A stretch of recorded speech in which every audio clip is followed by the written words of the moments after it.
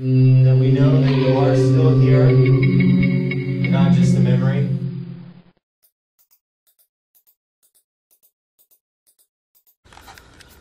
Test one without stabilizer.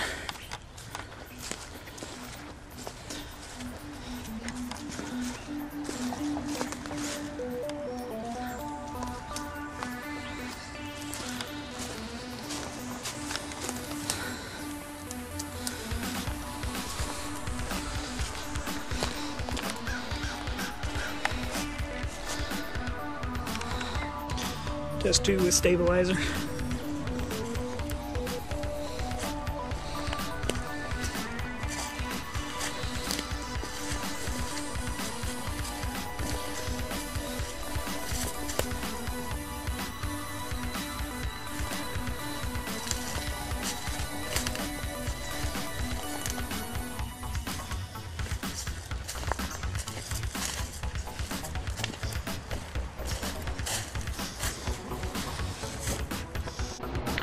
Alright, one of my chief complaints about the new hybrid handycams, and this one in here is a Sony because I like to use night shot a lot, is that they are so small.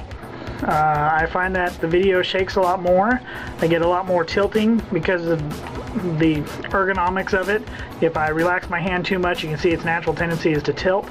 The other thing is this little zoom button up here. This has been a problem on some models, but this one here is particularly bad. I find myself zoomed in way too often. And so what I'm finding is a necessary evil on this one is cam stabilization. So this is going to be a short video on how I'm overcoming my video quality issues with a simple and inexpensive cam stabilizer.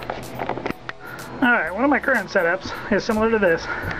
Camera mounted on a pan head, and you can see I got my infrared light extenders too, balanced out on each side. And attached to the pan head I also have a monopod.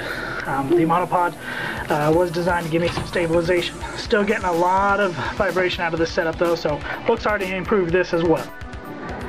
Okay, here we go. Here's a list of supplies I picked up at the local Lowe's. Basically, you're going to need a few 1/4 inch by 20 thread bolts. I got two different lengths here. You'll see me use them later on. 1/2 inch PVC pipe coupling. Actually, to note, this was not found in the PVC section. This was actually found in the conduit section. Got three 90-degree elbows. I've got a little box on the end. This is a completely optional part. However, I picked this up because I plan to put an extension on there for all my light arrays. I'm going to recycle one of my light bars from my other light extenders. Also, a little end cap for the bottom of it. I recycled this handle off a broken ice scraper. You can go ahead and pick one up in the bicycle section or anything as well. You can also use just grip tape. And then of course I'm going to put in my inexpensive monopod here as well. This one I've been using for quite a while. Picked it up inexpensive at Walmart. Bag of washers for a counterweight. This pan head I haven't decided if I'm going to use. I'm going to use it at first just because it has a quick release on it. However, that design will probably change in the near future. However, I picked this up $3 at a yard sale. This is completely optional as well, but just taking a photo of it for you. And then of course the camera you're going to be working with, it's going to be important to have it nearby for this project so you can make sure you don't put your bolt placement in the wrong spot. So anyway, real simple list of supplies, $12.10 at Lowe's. I even bought some extra parts that I didn't need for this project. Just a couple different ideas I worked out before starting to make this video. Total cost in this here, for what you're looking at here, is closer to about $9.50.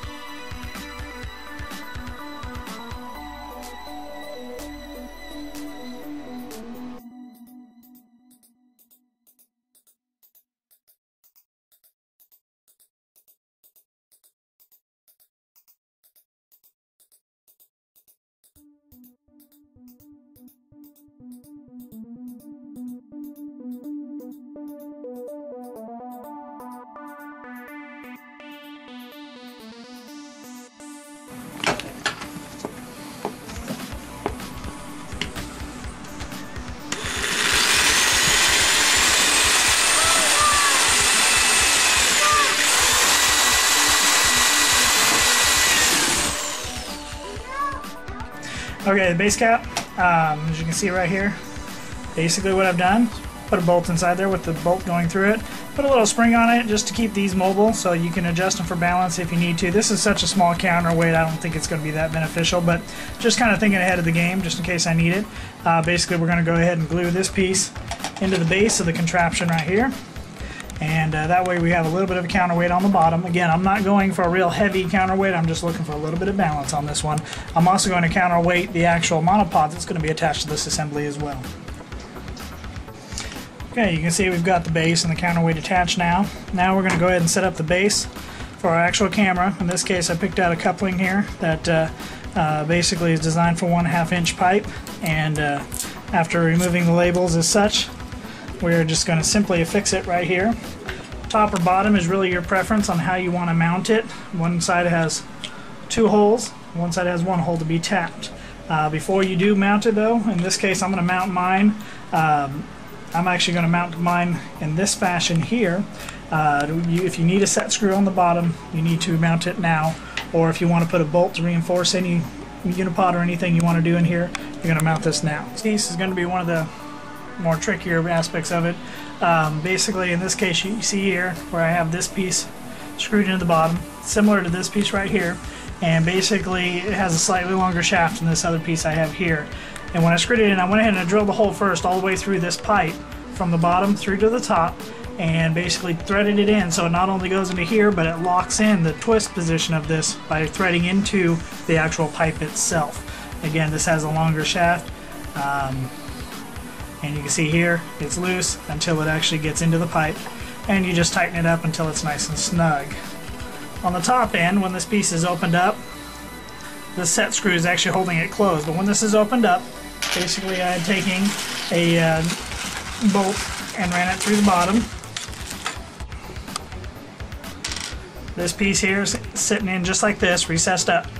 Then I put the bolt on to set it into place, and this way it's actually the thread for the tripod. So if you wanted to, you could actually stop right here and go ahead and mount your camera or whatever device on here. In this case, this has the same threading as a camera. You could actually just go ahead and twist it on. Problem is this is set so far back to the arch, most cameras aren't going to fit on it like this. So at this point, we're going to go ahead and adapt on a piece here. This way it allows you to slide your camera back and forth as needed as well, and give you a little bit more flexibility in your setup here.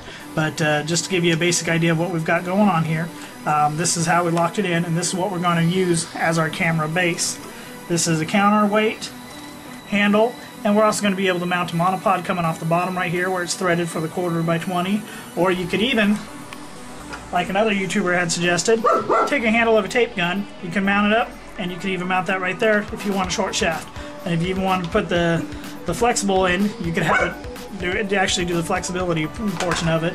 I haven't decided which one I'm going to go with, but I think I'm going to build both handles. That way I have the flexibility to either twist on a short handle, twist on a full monopod, whichever is going to work best for whatever situation I'm in. Anyway, we'll move on to the next step. Alright, the final design that's not weighted at the bottom completely yet. Where you can see the general idea. We've got the monopod.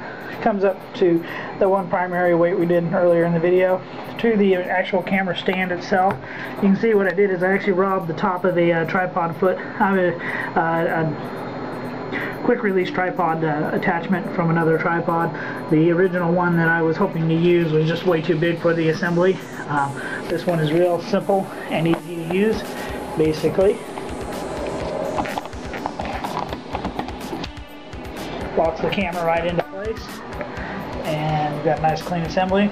And it comes up and around where we have the secondary grip up high, and then it comes over to what I'm referring to as ET, which are my dual SEMA infrared lights. I also have an extra foot on the top, and there's also room for expansion. If you wanted to add more lights or more accessories up here, you're more than welcome to. This also gives me plenty of mounting room as well for other accessories, such as if I want to run a separate voice recorder at the same time, or anything else. You could also mount a microphone stand right on the top for an external mic, whatever you'd like to do depending on your camera, your model, and your accessories.